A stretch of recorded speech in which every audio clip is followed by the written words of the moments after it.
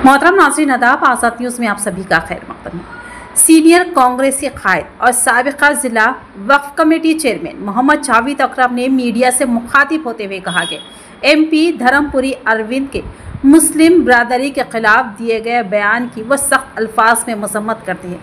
उन्होंने कहा कि हिंदू मुस्लिम एक है और एक दूसरे के त्योहारों में बढ़ चढ़ कर हिस्सा लेते हैं। ईद के मौके पर हिंदू भाई मुबारकबाद पेश करते हैं तो गणेश चतुर्थी की रथ यात्रा में मुसलमान भी शामिल होते हैं। यही इस शहर की पहचान और भाईचारे की मिसाल है। मोहम्मद जावेद अकरम ने कहा कि बोधन और निज़ामाबाद को दहशतगर्दी का अड्डा करार देना सरासर गलत है। अवाम बखूबी वाकिफ़ है कि हमने हमेशा अमन व मोहब्बत की राह अपनाई है।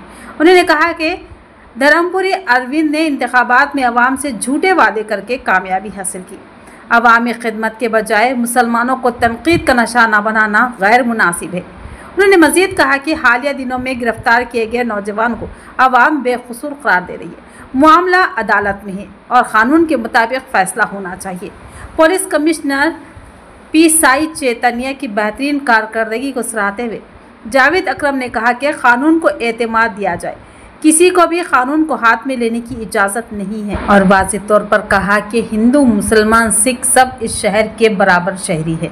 आज मेरा इलेक्ट्रॉनिक मीडिया के सामने आने का ये अहम मकसद है कि कल निज़ामाबाद MP धर्मपुरी अरविंद ने जो मुसलमानों के ताल्लुक़ से जो बात कही, निज़ामाबाद पुलिस कमिश्नर साहब से मिलकर उन्होंने कहा कि सबसे पहले उन्होंने कहा कि बोधन एक दहशतगर्द का अड्डा बने हुआ है, निज़ामाबाद ज़िला दहशतगर्द का अड्डा बने हुआ है। तो मैं सबसे पहले अरविंद के उस जवाब का MP अरविंद के उस सवाल का जवाब देना चाहता हूं कि अरविंद, तुम धर्मपुरी अरविंद निज़ामाबाद में जो MP बनाए गए हैं, जो बने हैं, आपकी कोई शख्सियत ऐसी नहीं थी जो आप खुद MP बने। आपके वालिद मरहूम D श्रीनिवास साहब, धर्मपुरी श्रीनिवास साहब निज़ामाबाद के MLA रह चुके हैं, मंत्री रह चुके हैं और आंध्र प्रदेश के PCC बने हैं।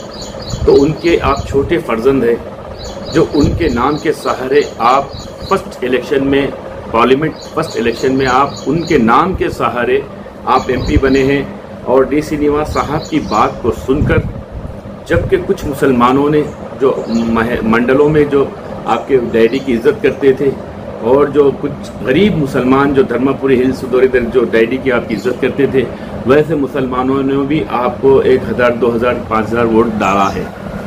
तो अरविंद जी, आप मत भूलिए कि आपके पास ये दौलत, ये नाम, ये शोहरत जो आई है, आप बचपन से कोई ऐसी मेहनत नहीं किए, सिर्फ़ और सिर्फ आपके वालिद साहब के नाम से आपकी पहचान है। MP अरविंद जी, आपने पहली मर्तबा निज़ामाबाद पार्लियामेंट की आवाम को झूठ बोलकर MP बने हैं। जब दूसरी मर्तबा भी आप MP बने हैं तो पहले के वादे इसलिए नहीं किया कि मरकज़ में यहाँ पर रियासत में जो TRS थी या BRS हुकूमत है वो मेरा सपोर्ट नहीं कर रही है, इसलिए मैं नहीं कर सका।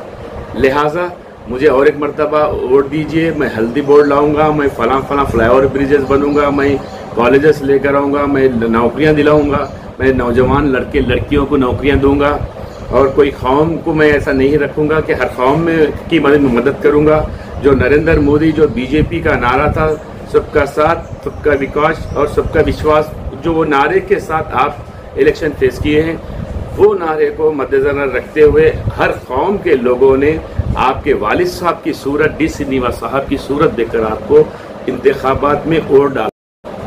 अरविंद जी, रही सवाल बोधन में जो ये जो बच्चों को आकर गिरफ्तार करी, जो लड़के को, वो लड़का एक इनोसेंट लड़का है। ये तमाम बोधन की अवाम, हिंदू, मुस्लिम, सिख, ईसाई, ये लोग मानते हैं कि वो लड़का कैसा है, क्या है।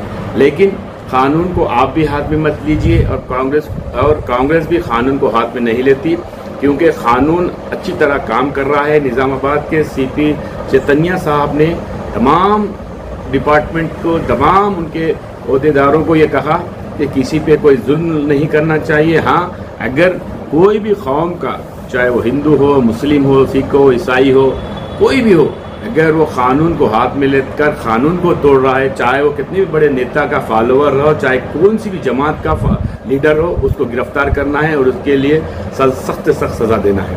रहा हुआ सवाल, अरविंद आपने मुसलमानों को तुर्कोलू की ज़बान से, जो क्या तुर्कोलू अंटे बोले तो वो कोई गलत बात नहीं है, हम मानते हैं तुर्कोलू बोल सकते हैं, उसमें कोई गुनाह नहीं है, कोई गाली नहीं है, लेकिन मुस्लिम का अल्फाज आप अपनी ज़बान से ज़िंदगी, आप जब से बचपन से होश संभाला, जब से आप मुसलमानों के टुकड़ों पर सियासत में आए, मुझे ये नहीं बोलना अरविंद, मैं आप मेरे अच्छे दोस्त हैं, आप मेरी इज्जत करते हैं, मैं भी आपकी बहुत इज्जत करता हूँ, लेकिन जब मुसलमानों की बात आती है तो अरविंद, मैं भी मेरी कौम का एक नुमाइंदा हूँ, मेरी कौम को किसी के गलत मुंह से गलत अल्फाज बोलने के लिए मैं बर्दाश्त नहीं करूँगा, क्योंकि मैं दिन रात मेरे हिंदू भाइयों के साथ रहता हूँ। जब भी गणेश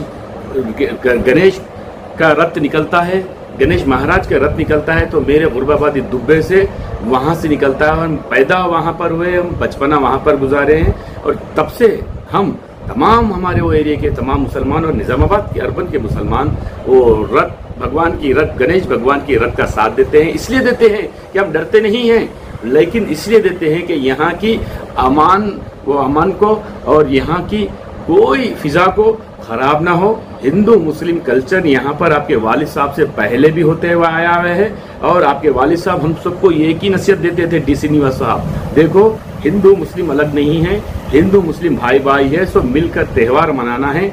तो हमारे रमज़ान और बकरीद, रमज़ान शरीफ में और बकरीद ईद को हिंदू भाई हमारे घर आते हैं, हमसे गले लगते हैं, मिलते हैं, और हम मुसलमान भाई दशहरे, दीपावली को, हर ईद को हम लोग हिंदू भाइयों के घरों पे जाते हैं, जिसकी मिसाल गणेश भगवान की रथ यात्रा के मौके पर मुसलमानों ने बता दिया।